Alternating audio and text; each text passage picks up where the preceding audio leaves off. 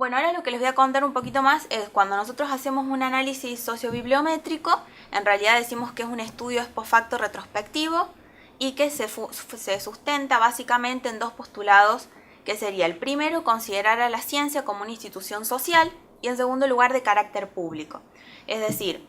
es una institución social que está regulada por normas, por procedimientos de naturaleza social y de carácter público. ¿Por qué? Porque los conocimientos científicos son transmitidos, ya sea en trabajos, en reuniones científicas, como en las que nos encontramos, a través de las tesis, a través de los artículos en publicaciones periódicas,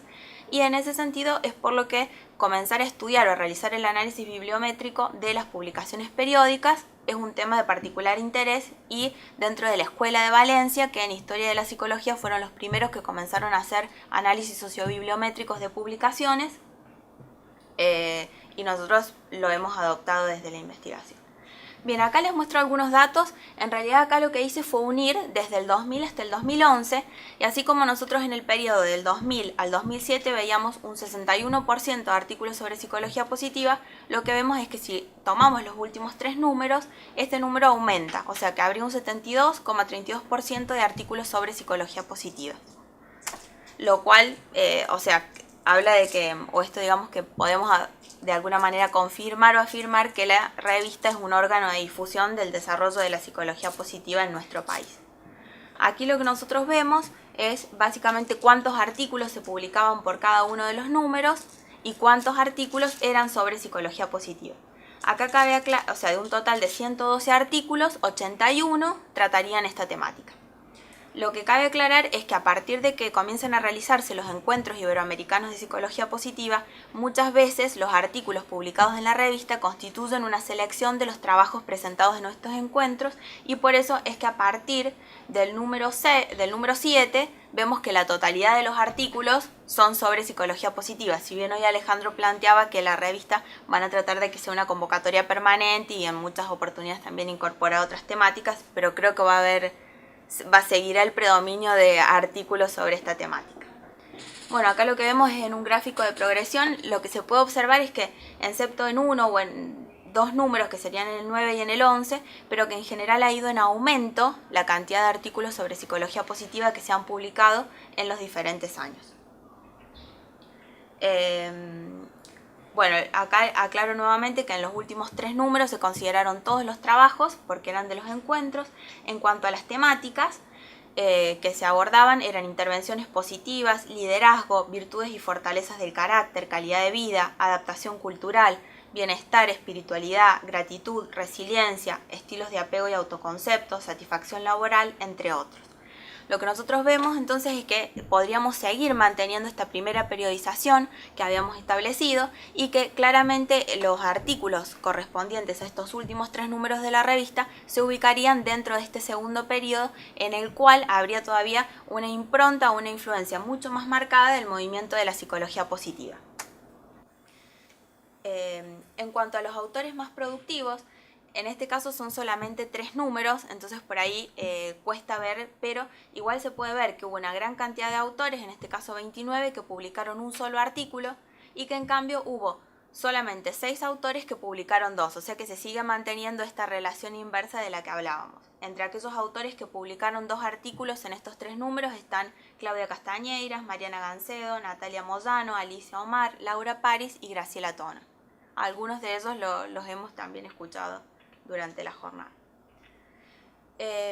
Bien, y acá lo que nosotros todavía estamos avanzando en el análisis de las referencias. En realidad es un proceso que nos lleva más tiempo del que esperábamos, porque muchas veces en historia trabajábamos sobre periodos, digamos, hasta la década del 80 o del 90. Lo que ocurre es que verdaderamente son artículos que están muy actualizados y hay un promedio de 40 a 60 referencias por artículo. Entonces, analizarlas y procesarlas más en esto que nosotros consideramos el año, el índice de Price, nos lleva tiempo. No les pude presentar todavía los datos definitivos, pero sí lo que se observa a grandes rasgos es que tanto las referencias a María Martina Casullo como a Martin Seligman se incrementarían considerablemente en estos tres últimos números de la revista. Bueno, los resultados preliminares obtenidos nos permiten afirmar que esta revista constituye verdaderamente un órgano privilegiado del desarrollo de la psicología positiva en nuestro país, y en trabajos posteriores incluiremos ya lo que es el análisis de las referencias de estos últimos tres periodos y comparándolos también con los anteriores.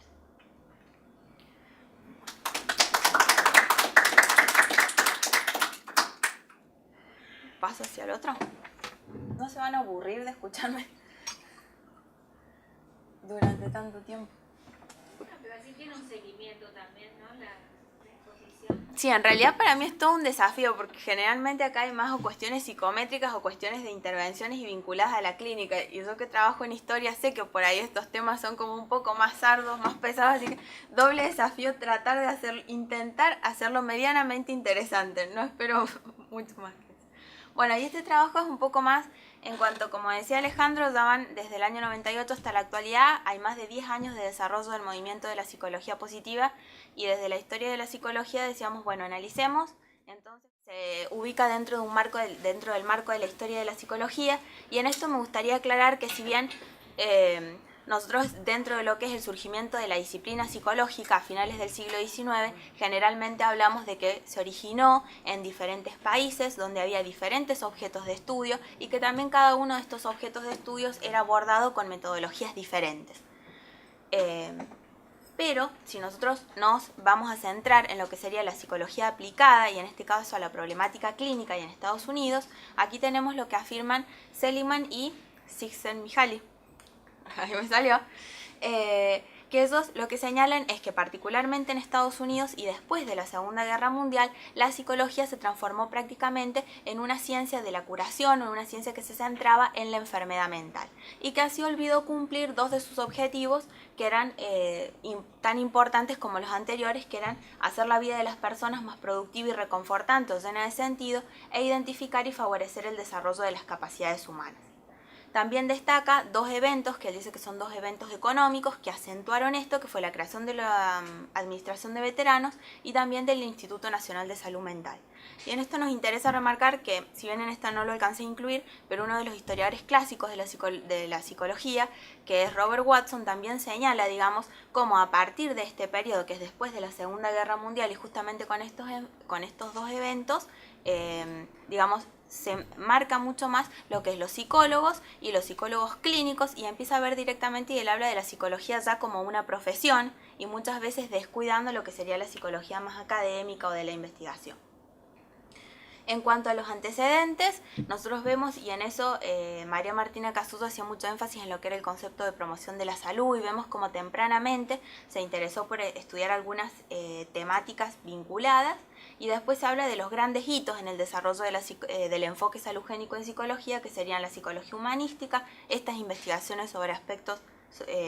funcionales del psiquismo y la orientación salugénica de Antonovsky. Bueno, en cuanto al surgimiento de la psicología positiva, como ya lo hemos dicho y no me voy a detener, aquí estarían los 4 grandes pilares: emociones positivas, rasgos individuales positivos, instituciones positivas y vínculos positivos, y muchas veces lo que se hace énfasis es cómo medirlos y también cómo incrementarlos a través y sobre todo de intervenciones basadas en evidencia empírica.